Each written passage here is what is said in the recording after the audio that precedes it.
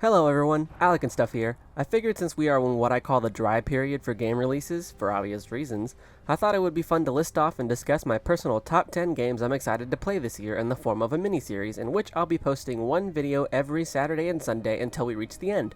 Check below in the description of this video for a link to the playlist where you can watch each video as it's released until we get to number 1.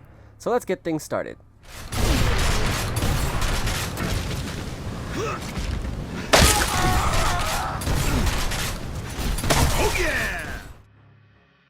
Gears of War Ultimate Edition is the love letter Gears fans have been waiting for since the announcement of the Master Chief Collection at last year's E3. Unfortunately, this game only includes Gears 1, and not 2 or 3, like myself, and probably many other people were hoping for. In any case, the work put into making this 360 classic look up to par with today's releases is actually quite impressive.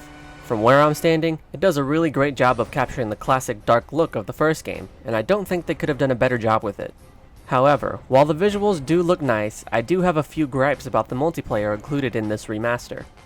Firstly, and most importantly, is the needless addition of character outlines on either team. For those unfamiliar, character outlines are something that was added in Gears 3, if I remember correctly, and it made it easier for the player to spot enemies from a distance because the game highlights them in a brighter and brighter shade of their team color the further away they are, which made it much easier to spot an enemy sneaking around across the map. This was not present in Gears of War 1, and I don't understand the purpose of its inclusion here. To me, Gears of War 1 separated itself from other shooters on the platform by having a much higher learning curve than its competitors. Part of this learning curve was being able to sneak around effectively as the last man standing, and eliminating the enemy team in a 1v4, or playing an almost hide-and-go-seek game with the opposing team's last man standing. This mechanic created some of my fondest memories of the game. Just being able to sneak around the map and take out an entire team of 4 by yourself felt so rewarding, and this is effectively taken out with the addition of character outlines. Secondly, though not as much of an issue as character outlines, is the addition of weapon balancing. This is a hot topic among the Gears community and has been for a long time, and it mostly revolves around the Gnasher shotgun. For those that don't know, in the original Gears of War, the Gnasher shotgun is your secondary weapon that every player starts off with at the beginning of a match, and is also the most powerful weapon in the metagame. Over time, the community was almost split between people who were in favor of how powerful the gun was with the reasoning that it takes a lot of skill to master, and people who felt that the balance of weapons needed to be evened out by nerfing the shotgun entirely.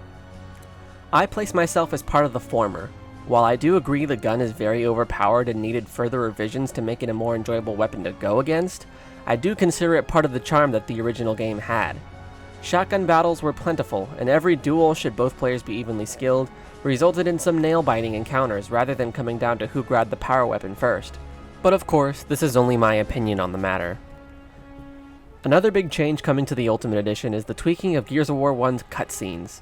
Much like the Master Chief Collection, the Coalition is planning on remastering every cutscene from the original, as well as changing some entirely. Their reasoning for this was to capture the feeling and emotions the original development team and artists wanted, but couldn't achieve due to technical boundaries. All in all, this game is looking and playing amazing, and with the release of Gears 4 next year, we may be on the verge of another console generation of fantastic Gears titles. This is gonna be awesome.